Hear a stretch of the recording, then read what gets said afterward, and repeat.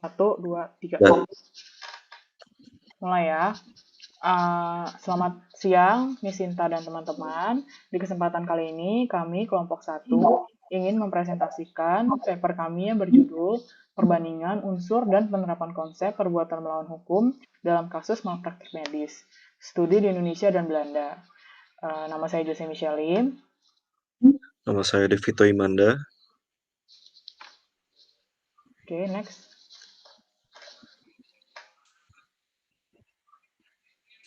Oke, dimulai dari pendahuluan.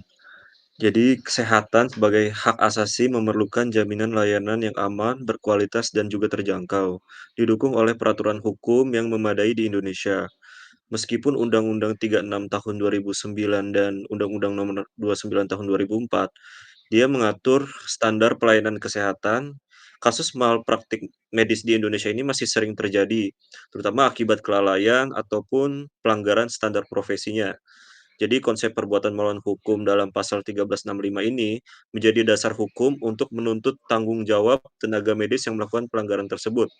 Tetapi hingga saat ini belum ada definisi malpraktik medis yang jelas, sehingga menyulitkan penegakan hukum. Sebaliknya, jika di Belanda memiliki pengaturan hukum yang lebih terstruktur, dia melalui Medical Treatment Agreement dalam Dutch Civil Code serta aturan pendukung seperti WGBO atau WKK-GZ yang memastikan hak pasien dan kewajiban tenaga medis itu dijelaskan secara rinci di sana. Jadi dengan prinsip relativitas, Belanda menawarkan perlindungan hukum yang lebih luas, memberikan pembelajaran penting bagi Indonesia untuk memperkuat sistem hukum kesehatan demi keadilan dan perlindungan pasien. Lalu rumusan masalah yang pertama yaitu bagaimana perbandingan unsur-unsur perbuatan melawan hukum di Indonesia dan Belanda. Yang kedua, bagaimana perbedaan penerapan konsep perbuatan melawan hukum dalam kasus malpraktik medis di Indonesia dan Belanda.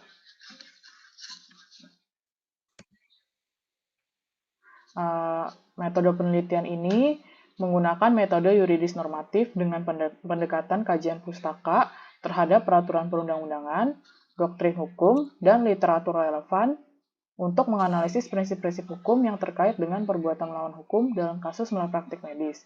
Data sekunder seperti undang-undang, jurnal akademik, artikel hukum, dan putusan pengadilan diolah secara kualitatif untuk memahami penerapan konsep hukum di Indonesia dan Belanda, serta mengidentifikasi faktor-faktor yang mempengaruhi perbedaannya.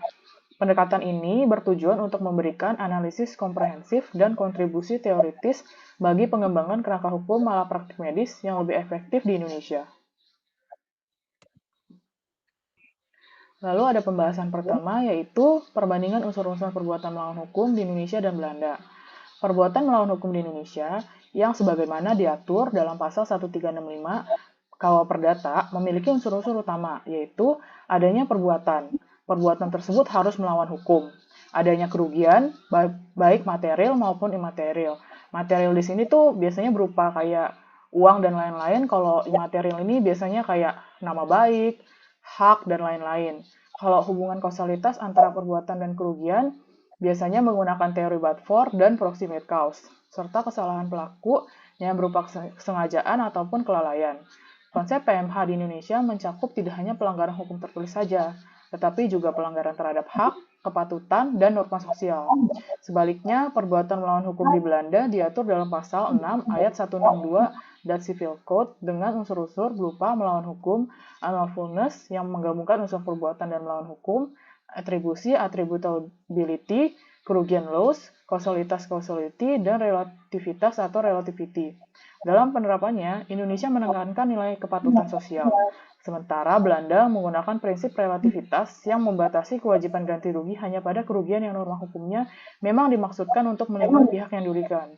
Kedua, sistem hukum ini menunjukkan perbedaan dalam interpretasi dan penerapan unsur-unsur PMH meskipun sama-sama berlandaskan sistem civil law. Jadi perbedaannya itu Indonesia ada relativity, kalau maksudnya Belanda ada relativity, kalau Indonesia itu enggak. Jadi perbedaan unsurnya di relativitasnya aja. Lanjut.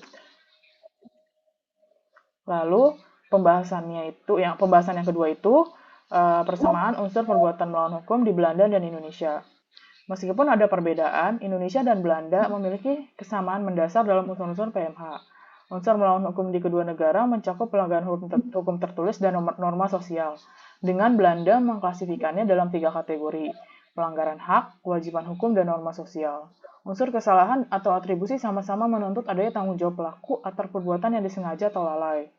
Unsur kerugian diakui dalam unsur kerugian diakui dalam bentuk material dan imaterial, serta keduanya memerlukan hubungan kausalitas yang jelas antara perbuatan dan kerugian. Perbedaan utamanya terlihat pada unsur relativitas yang hanya diatur dalam hukum Belanda. Yang tadi sudah saya jelaskan, jadi Belanda ini ada relativitas, tapi Indonesia ini enggak, di mana norma yang dilanggar harus bertujuan melindungi kepentingan pihak yang dirugikan. Namun, kedua negara tetap berpegang pada prinsip keadilan dan tanggung jawab dalam memberikan kompensasi bagi pihak yang dirugikan. Oke, next. Oke. Lalu selanjutnya ada penerapan konsep perbuatan melawan hukum dalam kasus malpraktik medis di Indonesia. Perbedaan penerapan konsep di sini, PMH, dalam kasus malpraktik, dibandingkan dengan negara lain seperti Belanda, itu terletak pada pengaturan hukumnya.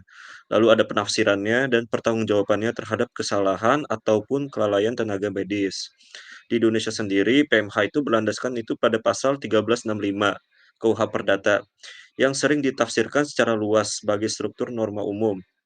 Namun karena adanya asas lex specialis derogat legi generali, pengaturan malpraktik medis itu lebih spesifik bisa kita temukan itu dalam Undang-Undang Nomor 29 Tahun 2004 tentang praktik kedokteran ataupun Undang-Undang 36 Tahun 2014 tentang tenaga kesehatan.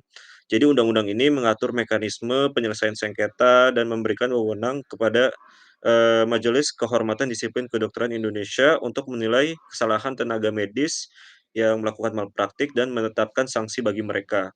Dengan demikian, meskipun pasal 1365 ini menjadi dasar hukum umum, kerangka hukum malpraktik di Indonesia itu telah diatur lebih rinci melalui undang-undang khusus yang tadi saya sebutkan, itu mencakup kode etik profesi dan mekanisme penyelesaian sengketa di luar pengadilan. Dan itu mencerminkan pendekatan yang lebih terstruktur lagi terhadap tanggung jawab tenaga medis tersebut. Lalu selanjutnya, bagaimana sih pertanggungjawaban dalam malpraktik medis di Indonesia? Jadi, hal tersebut itu sudah diatur melalui pasal 58 Undang-Undang Kesehatan yang memberikan hak kepada pasien untuk menuntut ganti rugi akibat kelalaian tenaga medis ataupun penyelenggara kesehatan, dengan pengecualian pada tindakan penyelamatan dalam keadaan darurat. Maka kami di sini mengambil contoh dari kasus Martini Nazif dengan putusan sekian, itu menegaskan prinsip ini, di mana kelalaian dokter dan rumah sakit seperti keterlambatan dokter, fasilitas yang tidak memadai, dan penggunaan metode waterbird itu tanpa standar yang jelas. Jadi hal tersebut itu mengakibatkan kerugian besar termasuk kematian bayi dan trauma emosional bagi sang ibu.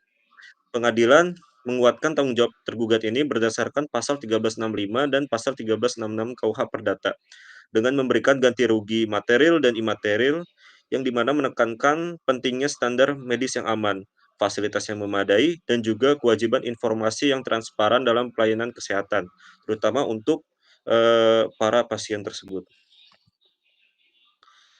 Lalu bagaimana sih penerapan konsep perbuatan melawan hukum dalam kasus malpraktik di Belanda? Jadi hal ini tuh udah diatur dalam, Dutch Civil Code atau DCC, khususnya pasal 6 ayat 162 dan ketentuan lainnya di buku 7 ataupun di buku 6. Selain mencakup unsur-unsur dasar seperti pelanggaran hak, kewajiban hukum, atau norma sosial, DCC mengatur hubungan hukum pasien dan tenaga medis melalui Medical Treatment Agreement atau yang sudah saya sebutkan tadi WGBO di buku 775 dan Complaints and Disputes Act atau WKKGZ, yang memberikan prosedur pengaduan standar kualitas pelayanan medis. Jadi WKKGZ ini tidak hanya mengatur hak pasien atas kompensasi, tetapi juga memastikan kualitas layanan dan mekanisme penyelesaian sengketa yang efektif antara rumah sakit dan pasien, yang menjadikan pengaturan hukum malpraktik medis di Belanda ini lebih menyeluruh, lebih komprehensif dibanding di Indonesia. Dan selanjutnya, bagaimana sih pertanggungjawaban dalam malpraktik di medis di Belanda? Jadi ini tuh udah telah didasarkan pada prinsip kelalaian, di mana tenaga medis hanya bertanggung jawab jika terbukti ada kesalahan melanggar standar profesional. Sesuai yang telah saya sebutkan tadi di pasal 6 ayat 162 dan Civil Code. Jadi di Belanda itu mengenal konsep namanya alea therapeutic, di mana hasil medis yang merugikan dianggap sebagai resiko bawaan prosedur, dan itu bukan kelalaian. Jika tindakan tenaga medis ini sudah sesuai standar, maka ada dalam kasus Radboud UMC, penggunaan alat medis, atau disebut miracle plomb, itu menyebabkan gangguan penglihatan pasien.